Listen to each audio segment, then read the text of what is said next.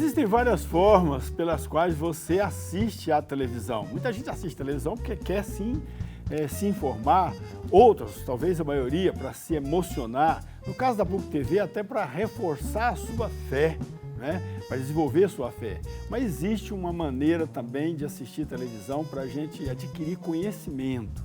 E esse é o propósito do programa Papo Dinâmico, levar conhecimento para você, que é diferente de se informar, de se emocionar, né? E também reforçar a fé.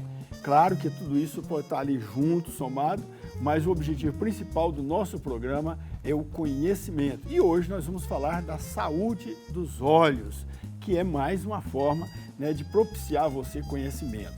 Esse é o tema do Papo Dinâmico que já está no ar.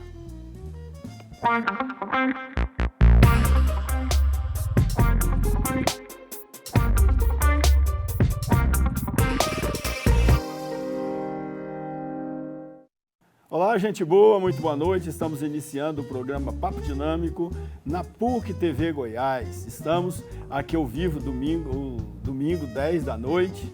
O programa é gravado, mas é como se fosse ao vivo, 10 da noite. E também estamos no YouTube, no canal do programa Papo Dinâmico, no canal da PUC TV Goiás. E você também pode participar do nosso programa mandando mensagem através dos nossos perfis nas redes sociais, no X, no Facebook, no Twitter.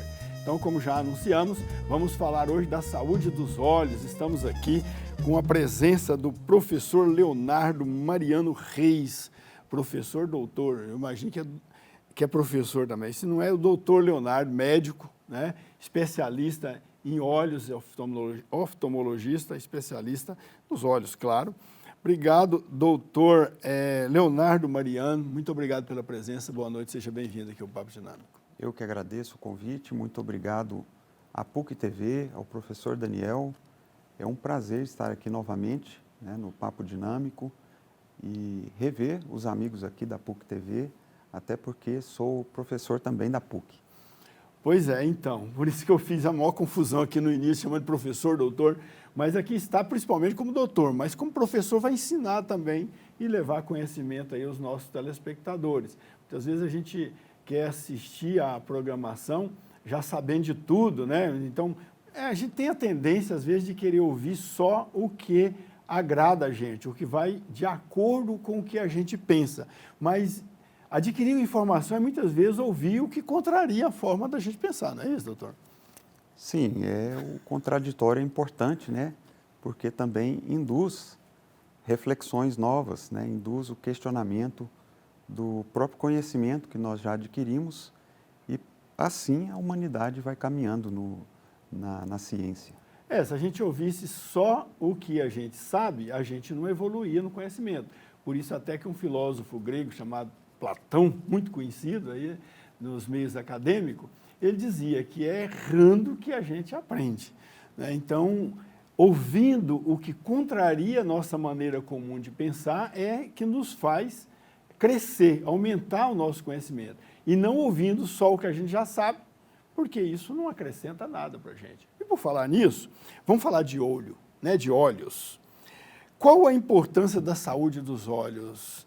Quer dizer, é meio óbvio isso, mas ouvindo um médico é sempre um elemento a mais, né? Muito bem.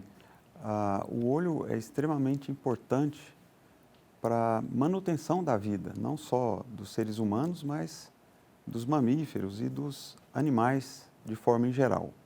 No nosso caso, nós não nos damos conta da importância da visão até termos algum acidente, uma condição que bloqueia a nossa visão. E aí é que nós damos valor. Quando nós perdemos o sentido da visão, é que nós entendemos a importância, não só para a realização das nossas atividades do dia a dia, para poder enxergar ao caminhar, para poder assistir à televisão aqui que nós apresentamos, para poder mexer no celular, enfim, todas as nossas atividades da vida diária, elas demandam uma visão acurada, né? Uma acuidade visual boa para dirigir, enfim.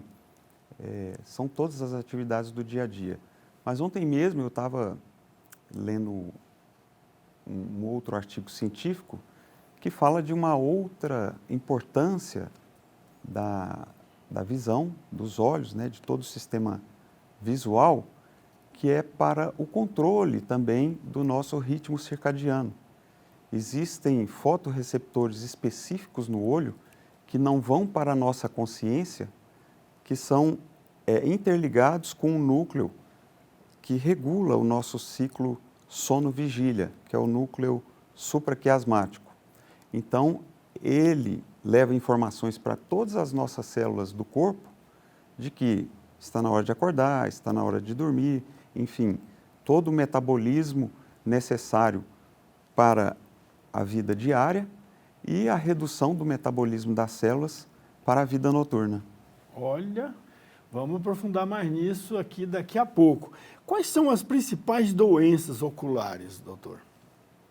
O olho ele pode ser sede de mais de 3.000 doenças. Nossa, mais de 3.000. 3.000? Nossa. São todas as doenças que podem acometer o organismo de uma forma geral e aquelas doenças específicas do olho, como glaucoma, as doenças da retina, as doenças do cristalino, como a catarata, as doenças da córnea, os estrabismos que falávamos agora há pouco, as doenças neurooftalmológicas, enfim, nós temos uma infinidade aí, milhares de doenças que podem acometer os olhos. E as doenças do organismo de forma geral, as doenças infecciosas, né, qualquer patógeno, qualquer vírus, bactéria, fungo, verme pode acometer o olho. As doenças imunológicas, né, as doenças autoimunes e as doenças alérgicas também podem acometer o olho. A conjuntivite, muito em voga nesse tempo, também pode ser caracterizada como uma doença do olho? Conjuntivite é uma doença da parte branca, a parte mais externa do olho, que reveste a parte branca, e ela pode ser uma doença também infecciosa, imunológica, ela tem uma série de fatores que podem induzir a inflamação da conjuntiva. Ah, ok. E quando a pessoa deve fazer um check-up, assim, é só quando aparece um sintoma ou é necessário que tenha uma certa regularidade para procurar o médico? Na minha opinião e na minha prática, eu examino desde o recém-nascido até a pessoa mais idosa, né? Temos pacientes já com mais de 98 anos e pacientes com mais de 100 anos. Em princípio, no recém-nascido, a gente faz o teste do olhinho, depois, se tudo estiver bem, a gente examina com 1 ano, e aí na minha rotina, se estiver tudo tranquilo, de 2 em 2 anos, né? A criança deve ser examinada pelo menos a cada 2 anos, na minha opinião.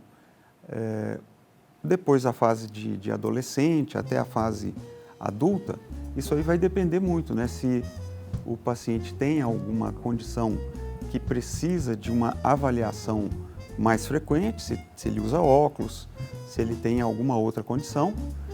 E também, depois dos 40 anos, a gente passa a uma avaliação anual, independente se usa óculos ou não, em função da prevenção do glaucoma em específico. Ah, ok. Vamos fazer um pequeno intervalo e já voltamos. Vamos ver aqui quais as implicações que tem a nossa visão em relação à luz, em relação à leitura, principalmente, né, e também o meio ambiente. Qual é essa relação entre as condições do meio ambiente e também o que a gente faz ali usando a visão diariamente. Daqui a pouquinho a gente volta.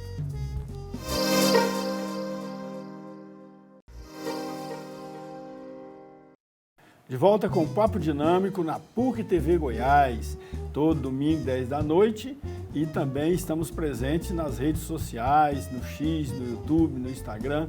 Lá tem nosso perfil lá que você pode mandar mensagem aqui para nós e sugerir temas e convidados para participar aqui do Papo Dinâmico, tá bom? E hoje nós estamos aqui entrevistando o Dr. Leonardo Mariano Reis, ele que é oftalmologista, especialista aí em olhos. Doutor Leonardo, muita gente tem mania de ler em ônibus em movimento, em carro em movimento, principalmente jornalista. Jornalista costuma, né, redigir, digamos assim, o seu texto dentro dos carros e tal, em movimento.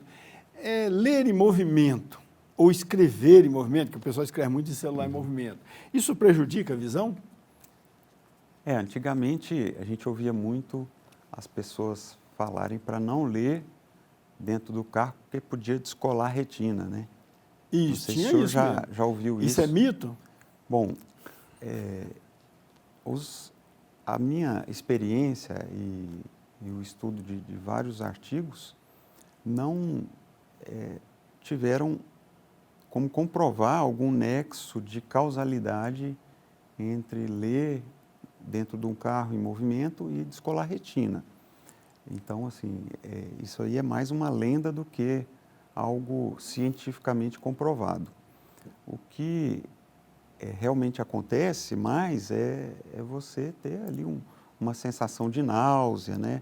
Muita gente, mais por uma questão dentro do labirinto do que propriamente do olho, podem sentir um pouco de náusea e às vezes até mesmo vômito ao ler ou escrever, mesmo lendo no celular com o carro ou o ônibus em movimento. Então, assim, para quem tem esse tipo de situação, é melhor não ler. Tá, mas de qualquer modo, esses eventos são transitórios, não são eventos que vão causando algum comprometimento, não. Tipo, náusea e tal, não aumenta, não tende a causar algum tipo de comprometimento maior no organismo, não. É só uma questão pontual mesmo, enquanto a pessoa faz essa leitura. Sim, é uma questão momentânea e sintomática. E ler no escuro. Hoje muita gente usa o celular no escuro. Vai dormir, apaga as luzes, liga o celular e fica lendo ali no escuro, mas com a luz do celular, obviamente, ligada, né? E aí, isso prejudica também a visão? É também outro ponto de muito debate, de muita polêmica, porque, em tese, no escuro, a pupila está mais dilatada e você tem a luz do celular, que faz com que entre mais luz e atinja a retina, né? Além da questão da proximidade. Então, nós temos aí mais luz entrando no olho e uma proximidade maior.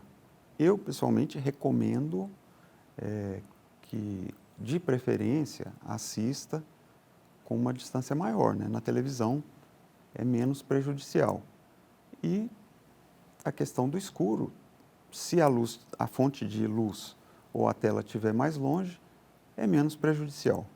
Aí, no caso, prejudica mesmo, digamos, a capacidade de visão mesmo do olhar. Vai diminuindo a sua capacidade de enxergar, é isso? Então, isso é controverso. Ou vai aumentando a graduação? É controverso, mas há trabalhos que relatam que essa exposição por muitos anos podem induzir os problemas relacionados à idade, tanto catarata como degeneração da retina. O mesmo se aplicaria no uso do computador, de ficar ali olhando a tela do computador, já que a luz é muito intensa? O computador está um pouquinho mais distante, né? A meio metro ou mais, mas também não é uma vitamina para o olho, né? Ah, ok. A questão da lente de contato, doutor, quando usar? Todo mundo pode usar lente de contato ou existem situações que há restrição no uso da lente de contato? Em tese, todo mundo que tem uma córnea boa, né, uma córnea saudável, poderia usar uma lente de contato sem problema nenhum. É preciso antes fazer uma avaliação com o médico oftalmologista para verificar se não tem nenhum problema da córnea que possa ser agravado com o uso das lentes de contato. Salvo isso, a grande maioria da população pode se beneficiar do uso de lente de contato. Eu sou um grande indicador de lentes de contato, hoje um pouco menos, porque as pessoas têm procurado muito a cirurgia refrativa, né, a cirurgia com laser, para poder corrigir, zerar esse grau. Então, cada vez menos a gente adapta a lente de contato, mas ainda temos muitos pacientes que preferem a lente de contato por uma questão, às vezes, até de receio com a cirurgia. Tá, usar uma lente de contato, ela tem que ter digamos, a tonalidade de cor adequada ao olho da pessoa, ou pode usar qualquer outra cor? Por exemplo, o cara tem os olhos castanhos e quer usar uma lente de contato azul. É possível isso? Não altera, digamos, não pode ser prejudicial à saúde dele, do olho dele? Não, sem problema. As lentes podem vir, lentes coloridas, né? Uhum. Ela tem um discreto pigmento que simula uma cor natural. Então, assim, se a pessoa não tiver nenhuma contraindicação, principalmente problema na córnea, ela pode usar uma lente colorida. Tá, tem o trabalho ali da manutenção nela, né? Porque não deixa de ser um pouquinho chatinho ter que higienizar todo dia. Exatamente, é um trabalho diário, né? Porque você tem que limpar todos os dias e colocar na solução específica para a lente, não é soro fisiológico, existe uma solução específica para armazenar a lente, então dá um trabalho sim diário. Ok, agora uma das preocupações dos oftalmologistas é o glaucoma. Sempre estão tendo cuidado de verificar, pelo menos nas vezes que eu fui ao oftalmologista, eu percebi que ele ficou algum tempo ali olhando dentro do olho para ver se tinha algum sinal de glaucoma. Ter glaucoma significa que vai perder a visão? O glaucoma é uma doença progressiva. Ela vai ter alguma perda de visão progressiva, gradual, inexorável, mas nós podemos retardar essa perda através do tratamento clínico, farmacológico, com os colírios, né, que em 99% das situações de glaucoma são muito bem indicados e eficazes no tratamento para baixar essa pressão do olho. E quando o colírio não é suficiente, aí sim nós indicamos um procedimento cirúrgico. E aí nós temos um leque de aproximadamente 8 a 10 técnicas cirúrgicas para a cirurgia de glaucoma. Existe transplante de alguma parte do olho para sarar do glaucoma ou é o quê? Uma cirurgia direta no existe no transplante. tumor? O que é um glaucoma? É um tumor? O que ele é? Não, o glaucoma é o aumento da pressão intraocular, causando a perda visual por lesão no nervo óptico. Ah, tá. Então, não tem transplante de nervo óptico, não tem transplante na doença glaucomatosa. O que a cirurgia pretende fazer é reduzir a pressão intraocular. Ah, ok. Tá, como a alimentação pode impactar na visão? A alimentação pode, digamos, uma alimentação adequada, pode melhorar a capacidade de visão ou retardar alguma tendência de alguma saúde, de alguma doença? E integrando aí a alimentação, também o fumo, o cigarro, pode também comprometer a visão? Em que medida isso pode comprometer e levar a alguma doença grave? Sim, hoje a gente vê muito aí até propaganda de medicamentos prometendo cura da visão, com nutrientes em específico, mas o que existe de comprovado, né, é que a vitamina A é muito importante, isso já é um conhecimento antigo, né? As pessoas já há muitos anos diziam, não, nós temos que comer muita cenoura porque é bom para a visão. Justamente porque a cenoura tem caroteno e que são subsídios para a vitamina A. Então, hoje nós temos inclusive medicações à base de zeaxantina, por exemplo, que são medicações importantes no metabolismo da retina. Então é verdade que a cenoura melhora a capacidade da gente enxergar? Sim, em função da reposição desses pigmentos, né? A luteína, a zeaxantina e os pigmentos que são responsáveis pela condução do impulso luminoso, né? A transformação do impulso da luz em impulso nervoso. E a maquiagem, ela pode prejudicar a visão também? Bom, a maquiagem, a gente vê algumas questões relacionadas sobretudo a alergias com pigmentos da maquiagem. As pessoas às vezes passam perto do olho, isso entra em contato com a conjuntiva e acabam provocando uma alergia, né, uma conjuntivite alérgica. Além da maquiagem também, está muito na moda, o prolongamento de cílios, né? E aí nós temos uma outra questão, que é a cola do cílio, que pode ser tóxica para a conjuntiva e muitas vezes até para a córnea, provocando lesões na córnea. Então, muito cuidado com a substância, a cola, né, do cílio e também com os pigmentos dos lápis e todo tipo de maquiagem que é colocada ao redor dos olhos.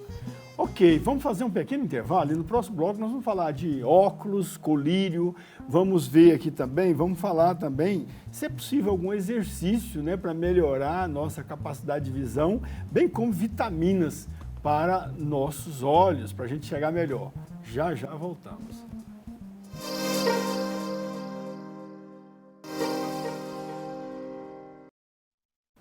De volta com o Papo Dinâmico na PUC TV Goiás. Hoje nós estamos falando da saúde dos olhos, né? De como melhorar a nossa visão, com o Dr. Leonardo Mariano Reis.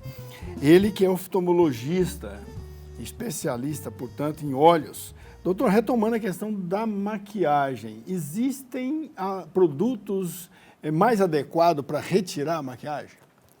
Sim, há géis específicos, né, para retirar a maquiagem, demaquilantes, que podem entrar em contato com os olhos. Portanto, são substâncias próprias para remover a maquiagem que não causarão toxicidade, são hipoalergênicas, próprias para isso. Então, é importante, não vou falar as marcas aqui, né, porque não vamos fazer... Não estamos ganhando por isso, né?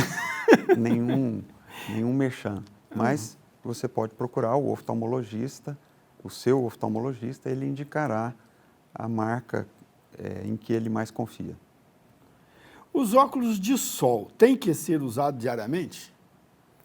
Importante. O uso de óculos de sol é importante porque filtra a radiação ultravioleta, né? Melhora um pouco a visão em determinadas situações, protege os pacientes que têm mais sensibilidade à luz, que têm fotofobia, e não são poucos, principalmente as pessoas que têm olho claro. O olho claro, ele permite a entrada de mais luz e traz um incômodo, às vezes, extremo ao sair ao sol. Então, recomendo fortemente, mesmo para crianças, o uso de óculos de sol. O óculos de grau, claro, muita gente precisa de usar óculos de grau, eu mesmo aqui estou usando um óculos de grau. Mas o óculos de grau com a graduação diferente daquela que o meu olho exige. Essa graduação diferente, é óbvio que vai me prejudicar eu enxergar direitinho, mas prejudica o olho também? Pode estragar o olho? Essa também é uma lenda antiga, né? Não põe o óculos da sua avó não, que vai estragar as vistas. O senhor já deve ter ouvido isso. Sim. Já deve ter ouvido. Então, isso aí também é uma lenda antiga, né? É claro que você experimentar um óculos que não é o seu grau, isso não vai estragar o seu olho, não é por aí. Mas se você está usando um óculos cujo grau não é aquele que você tem, isso aí vai te causar um cansaço visual, além da visão embaçada, né? Dor de cabeça? Vai te causar dor de cabeça, um cansaço visual, uma fadiga, então, às vezes até náusea. Tem pacientes que voltam comigo, às vezes com a receita, né, o óculos ali que não está adequado, e relatam que tem até náusea ao colocar o óculos durante a leitura, e tem cansaço, dor de cabeça. Então, o óculos, quando não está correto o grau, ele pode ser muito prejudicial no dia a dia. E o colírio? A gente pode usar colírio diariamente para, sei lá, tem várias funções o colírio, umedecer o olho, que às vezes o olho está muito seco, tem colírio até para combater, sei lá, bactérias, né? Qualquer coisa assim. Como é o uso do colírio? Existe contraindicação? Ele pode ser usado? Aí depende também, imagina, o tipo de colírio e qual a finalidade, né? E o soro fisiológico? Eu acho que aqui a pergunta é mais nesse sentido de usar o colírio ou o soro fisiológico para limpar os olhos, né? Sim, soro fisiológico no olho não serve para absolutamente nada. Não, é igual uma água filtrada, não tem uma função a não ser limpar a poeira, né? Uhum. Então, não é medicação soro fisiológico. Agora, colírio, a população acha que colírio é tudo igual, não é. Você tem ali dentro do frasco um colírio que é antibiótico para matar bactérias, você tem colírio específico para glaucoma, você tem colírio que é apenas para lubrificação dos olhos. Então, aquele colírio que você pode usar diariamente é um colírio lubrificante, né? Um colírio que serve para hidratar, para lubrificar a córnea e principalmente no tempo seco, passamos aí por um período de seca bem prolongado e intenso, os pacientes usavam colírio de 2 em 2 horas, principalmente aqueles submetidos à cirurgia. E aquele de recomendação médica, por exemplo, o colírio do glaucoma, ele deve ser usado com a frequência recomendada pelo médico. Tem algum sintoma? Porque quando o problema está no olho, a gente sente, está no olho, mas o organismo nosso pode sentir algum sintoma que aparentemente é de outra origem, mas que a origem central, fundamental, são os olhos? Olha, nós podemos diagnosticar várias doenças através dos olhos. E não é iridologia, não. É oftalmologia médica. Por exemplo, um desvio do olho, você pode diagnosticar até um tumor cerebral com um simples diagnóstico de estrabismo, né? Você pode diagnosticar uma infecção sistêmica, uma infecção grave, através de um exame oftalmológico. Outro dia, um colega me relatou que fez um diagnóstico de leucemia através do exame oftalmológico. Diagnosticou leucemia no paciente. Viu pontos hemorrágicos na retina, pediu um hemograma, estava lá o diagnóstico de leucemia. Então, nós temos condições de fazer vários diagnósticos sistêmicos através de um exame oftalmológico. A diabetes também pode ser diagnosticada com um exame ocular de olho? Exatamente. Diabetes é uma das mais frequentes, a diabetes e a hipertensão arterial, porque as duas condições dão alterações importantes na retina. A retina tem artérias e veias que são praticamente as únicas visíveis aos nossos olhos. Então, você pode dilatar a pupila do paciente e você enxerga diretamente aquela artéria e aquela veia. No rim, você não pode fazer isso, né? Diretamente. Tem gente que sente dor de cabeça quando assiste a televisão, ou dirige, ou lê, e isso pode ser um sintoma de que ele tem algum problema no olho, né? Com certeza. A dor de cabeça durante a leitura, durante o período em que está assistindo a televisão, ela pode estar relacionada à visão. Não é o mais frequente, viu? Não é o mais frequente. O mais frequente, nesse caso, assim, na minha clínica, é uma enxaqueca ou uma cefaleia tensional. Mas, em muitos dos casos, também pode estar relacionado concomitantemente a um grau de hipermetropia, miopia, astigmatismo, presbiopia, etc. Existe algum tipo de exercício que beneficia a saúde do olho? Olha, o que eu conheço é o exercício físico geral. A atividade física, ela beneficia... seja, caminhar, correr, exatamente.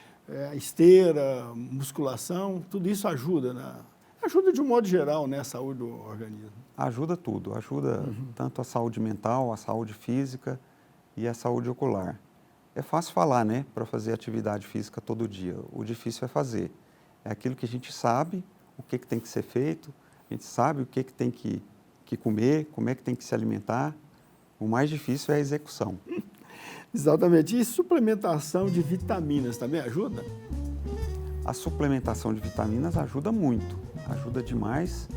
Como nós colocamos, vitaminas A, vitamina E, a luteína, zeaxantina, que hoje estão inseridas em vários medicamentos de prescrição oftalmológica. E essas vitaminas encontram também na alimentação? Sim, a alimentação, ela provê esse tipo de vitamina, mas em alguns casos nós precisamos fazer uma suplementação que vai além da nutrição através do alimento comum. Além de alimento, entendi. Doutor Leonardo, vamos fazer mais um pequeno intervalo e já voltamos. E aí nós vamos falar agora de uma parte mais invasiva, né? Questão de cirurgias para melhorar assim, a nossa visão. Daqui a pouquinho a gente volta.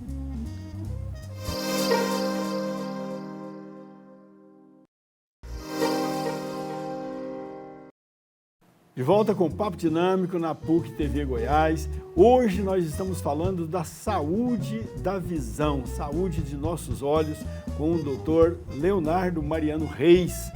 Então, doutor Leonardo, qual a parte mais importante da visão? Olha, é uma pergunta interessante, né?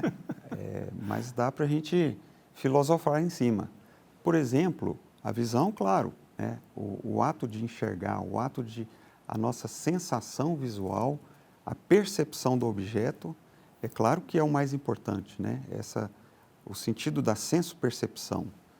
Mas nós temos também, muita gente não sabe, mas nós podemos provocar através da visão, não através da visão, através do olho, emoções não conscientes. Emoções não conscientes são geradas a partir de imagens que são tão rápidas que a nossa consciência não consegue decifrar, decodificar, Sim. mas já dá aquela descarga emocional. É como assim, você está passando por determinado lugar, você vê uma imagem e já sente, às vezes, uma sensação, aquele frio na barriga, e não sabe por quê. Ou você vê uma imagem, dá uma sensação de alegria. E não sabe por quê, porque você não chega a tomar consciência dessa emoção. Então, são imagens... Para tomar consciência, a gente, de certo modo, tem que, quando você fala decodificar, traduzir aquilo em palavras. Mas quase sempre a nossa comunicação não envolve, a gente não consegue traduzir tudo em palavras. Mas pelo olhar a gente acaba traduzindo tudo isso, pela reação que o olhar permite, é isso? Também. Quando eu olho, por exemplo, uma face alegre, que às vezes lá no meu inconsciente traz lembrança de um ente querido, você não sabe por quê, você não tem a consciência, você não consegue fazer essa representação mental, mas o seu organismo sente. Responde. Perfeito. Então, a diferença... Qual a diferença entre miopia, hipermetropia e astigmatismo? Muito bem. Ontem mesmo eu estava dando uma aula para os meus alunos da PUC, né, sobre esse assunto. E demoramos 1 hora nessa aula, mas eu vou tentar aqui em 1 minuto responder. A miopia é quando o foco do objeto chega antes da retina, então eu preciso usar uma lente divergente para jogar a imagem mais para trás. Na hipermetropia, o foco está atrás da retina, então eu preciso usar uma lente convergente para trazer a imagem para frente. E o astigmatismo é quando eu tenho diferentes focos, seja um foco mais na frente da retina ou um foco mais atrás da retina, fazendo com que essa imagem ela fique borrada, como uma imagem em sombra, igual as TVs de antigamente, né? Sim. As TVs analógicas, às vezes tinha que pôr um bombril. Fantasmas. Exatamente, imagem fantasma tinha que pôr o bombril na antena para poder melhorar. Então, essa é uma imagem astigmática. Ah, ok. Está bem explicado. Então, a diferença está dentro do olho mesmo, na forma como o foco entra no olho, né? Se está antes da retina, é miopia. Exato. Se está depois da retina, é hipermetropia. Entendi perfeitamente. Então, tá ótimo. Existem alguns casos onde o paciente faz a cirurgia de pálpebra. Quando é realmente necessário fazer a cirurgia de pálpebra? O meu caso, por exemplo, Não, tá novo, né? Tá em então bom não é aspecto. Ah, tá bom. Na verdade, tem pacientes que realmente, desde o nascimento, têm a pálpebra caída, que a gente chama de ptose congênita, porque já nasceu com. E nesses casos, a gente espera um pouco, vê se está tampando o eixo da visão, se está atrapalhando enxergar. Se estiver atrapalhando enxergar, a gente já faz imediatamente. Não podemos deixar a criança com privação visual. Já no adulto, a gente também pode fazer quando existe um excesso de pele, né, que se dobra por cima dos olhos, ou quando tem também uma pálpebra caída em função, seja do próprio envelhecimento, da senilidade, ou por algum trauma, pacientes que tiveram alguma pancada e a pálpebra teve lesão no músculo, enfim. Cada caso é um caso e, do ponto de vista cosmético, eu tenho pacientes que fizeram cirurgia com 35 anos e tenho uma paciente que fez agora recentemente com 96. Então, um espectro etário aí muito amplo. Ah, perfeito. E quais outras cirurgias são comumente feitas para melhorar a visão? A cirurgia mais realizada é a cirurgia de catarata, que nós recomendamos hoje em pacientes com catarata ou pacientes com catarata e algum grau de miopia, hipermetropia, acima de 55 anos. Temos as cirurgias que são mais cosméticas, né? Como a cirurgia de pálpebra, a cirurgia de pterígio, que é aquela carne no olho que cresce a partir da parte branca para a córnea, e as cirurgias mais complexas, né? As cirurgias de transplante de córnea, cirurgias de descolamento de retina, as cirurgias do glaucoma, cirurgias de estrabismo, cirurgias das vias lacrimais, enfim, nós temos aí uma variedade de cirurgias mais complexas que são realizadas na oftalmologia. O senhor falou de várias partes do olho, aí falou da retina, falou do cristalino, tem o globo ocular, você falou também do nervo óptico. Qual a parte do olho que é mais afetada, mais sujeita, digamos assim, a sofrer doenças? Sem dúvida, o primeiro é o cristalino, né? A lente do olho, que sofre um embaçamento, que nós denominamos vulgarmente de catarata. O embaçamento do cristalino é a catarata. E essa é a parte que mais sofre com a senilidade, com o trauma, porque ele está ali sustentado por pequenas ônulas e como ele é muito transparente, ele precisa ser transparente e com a idade ele acaba sofrendo uma transformação. É como uma televisão de plasma que vai perdendo os pontinhos. Perfeitamente, é uma bela analogia. E então essa lente ela vai se opacificando com o tempo e acaba levando a catarata. A catarata é justamente isso, a diminuição dos pontinhos, não sei como é que chama, pontinhos luminosos, ou da capacidade do cristalino mesmo de passar a imagem. Exatamente, é a diminuição da transparência do cristalino. É a lente que vai sujando, vai ficando amarronzada. Tá, e em que medida o óculos recupera, digamos assim, conserta, digamos, uma deficiência visual? Qual é o papel do óculos nisso? O óculos com grau, claro. O óculos com grau, ele apenas melhora a imagem.